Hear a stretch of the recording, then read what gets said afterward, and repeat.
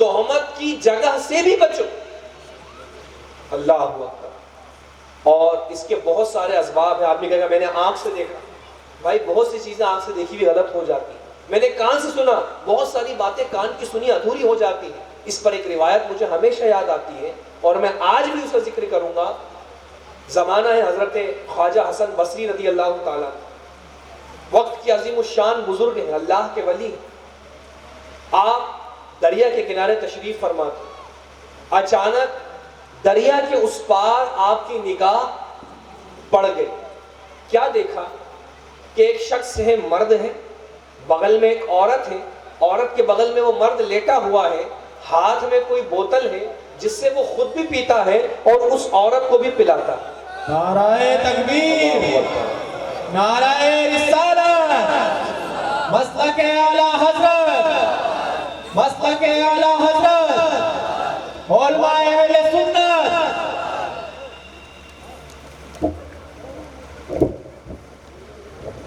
نعرہ تکبیر, نعرہ رسالت, مسلک اعلی حضرت, خلیفہ حضور بدر ملت, خلیفہ حضور تاج الشریعہ, خلیفہ حضور تاج الشریعہ, علماء اہل سنت.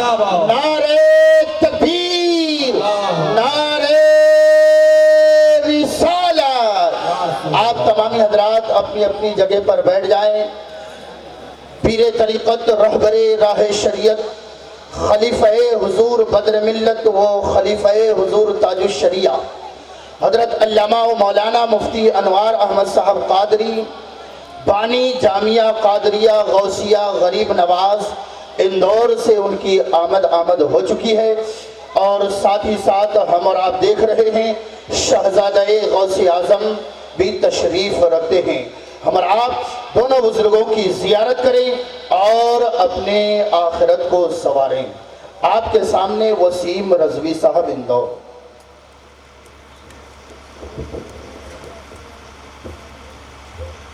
درود پاک پڑھ لیں. اللہم صلی علی سیدنا مولانا محمد مبارک وسلم. صلاۃ و سلام علیک یا رسول اللہ صلی اللہ تعالی علیہ وسلم. زمانہ ہے حسن بصری رضی اللہ تعالی عنہ کا.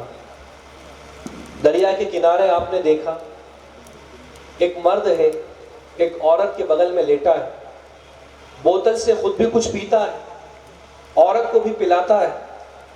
ایک منظر دیکھ کر دماغ میں خیال گزرا. خیال کو تو آدمی روک نہیں سکتا, اور اللہ نے بھی کیسے اپنے بندوں تک اصلاح کے ذرائع قائم فرمائے. حضرت حسن بصری رضی اللہ تعالیٰ عنہ کے دل میں خیال گزرا کہ کم سے کم میں تو ایسا نہیں کر رہا ہوں. اور عام طور پر لوگ تو نہ معلوم کیا کیا کہہ ڈالتے ہیں کہ شراب پی رہا ہے, ایک دوسرے کو پلا رہا ہے, کیسی بے حیائی ہو رہی. ایک ہلکا سا خطرہ حضرت حسن بصری رضی اللہ تعالیٰ عنہ کے خیال میں گزرا. ابھی نظر ادھر سے ہٹنے نہ پائی تھی کہ اچانک دریا میں کیا دیکھتے ہیں کہ ایک تلاطم آتا ہے, کشتی پلٹتی ہے اور اس کے اندر کے سوار وہ اس پانی میں ڈبکیاں لینے لگتے.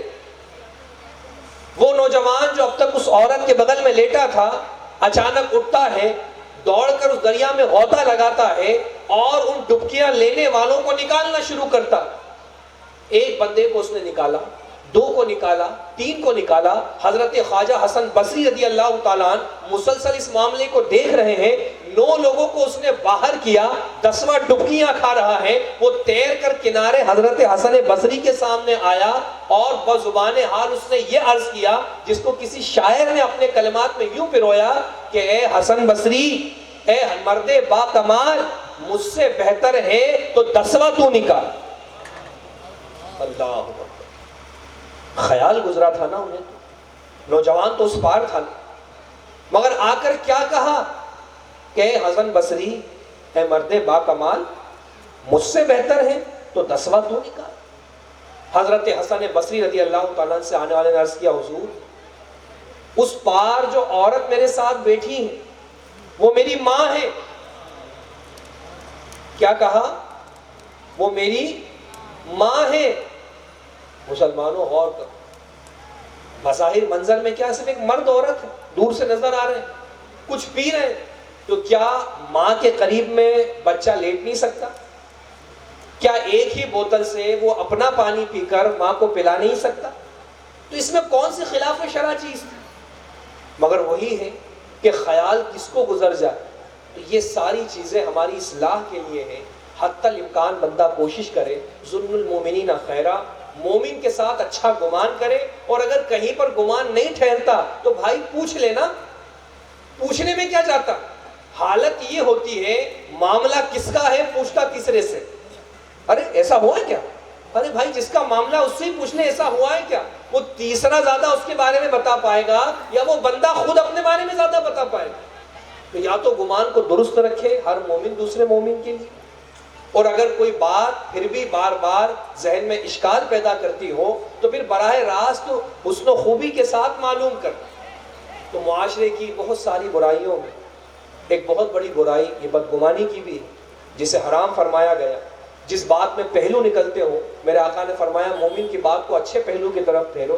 میرے آقا اعلیٰ حضرت فرماتے ہیں خبیث گمان یا خبیث دلوں میں ہی پیدا ہوتے ہیں. تو اللہ تعالیٰ جل شانہ کی بارگاہ میں دعا ہے کہ مولا تعالیٰ ہمیں بھی اپنے گمان اپنی فکر کی نگہداشت کی توفیق عطا فرمائے، اور جانے انجانے میں ہم سے بھی بدگمانی ہوئی ہو تو مولا تعالیٰ معاف فرمائے. استغفر اللہ ربی من کل ذنب واتوب الیہ وما علینا الا البلاغ. السلام علیکم ورحمۃ اللہ وبرکاتہ.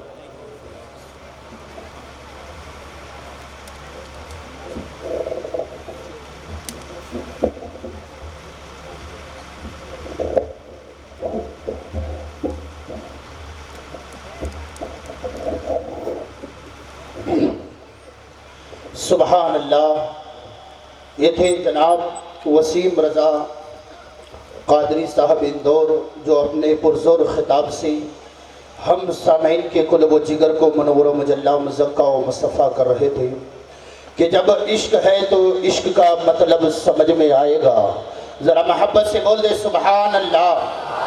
کہ جب عشق ہے تو عشق کا مطلب سمجھ میں آئے گا، اور ان کا رتبہ جاہلوں کے کب سمجھ میں آئے گا. اور عشق کرنا سیکھنا ہے تو آ کر سیکھ لے. عشق کرنا سیکھنا ہے تو آ کر سیکھ لے. اس میں کتنا فائدہ ہے کل پتہ چل جائے گا. اور جو ولی کو چھوڑ کر کہتے ہیں ہم اللہ کے ہیں. حضرات دو بزرگ خلیفہ حضور تاج الشریعہ، وہ خلیفہ حضور بدر ملت حضرت علامہ مولانا مفتی انوار صاحب بھی تشریف رکھتے ہیں. شہزادہ غوث اعظم پیر طریقت جو 18ویں پشت میں جن کا سلسلہ نسب غوث اعظم تک پہنچتا ہے، وہ ذات بھی یہاں پر تشریف رکھتے ہیں. ان کے حوالے سے یہ شعر سماعت کر لیں کہ جو ولی کو چھوڑ کر کہتے ہیں ہم اللہ کے ہیں، ارے قبر میں سوٹا پڑے گا تب پتہ چل جائے گا. قبر میں سوٹا پڑے گا تب پتہ چل جائے گا. حضرات گرامی، غوث اعظم کی عظمت و شان کہ ایک شاعر کہتا ہے کہ عشق کو والی جیلان کہا جاتا ہے. ذرا محبت سے بول دے سبحان اللہ.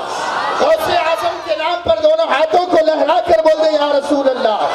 کہ عشق کو والی جیلان کہا جاتا ہے، اور خواجہ اجمیر کو ہند کا سلطان کہا جاتا ہے. خواجہ اجمیر کو ہند کا سلطان کہا جاتا ہے، اور چند گھنٹوں میں لکھ ڈالے جو حسام الحرمین. چند گھنٹوں میں لکھ ڈالے جو حسام الحرمین، اسی کو احمد رضا خان کہا جاتا ہے. اسی کو احمد رضا خان کہا جاتا ہے. حضرات آج پیر بہت ملتے ہیں، جو ہے فلاں پیر فلاں نام سے، طرح طرح کے پیر، ڈھونگی بابا ڈھونگی کے قسم کے، مگر ایسے اللہ والے، ایسے نیک دل، اچھے پیر بڑے مشکل سے ملا کرتے ہیں.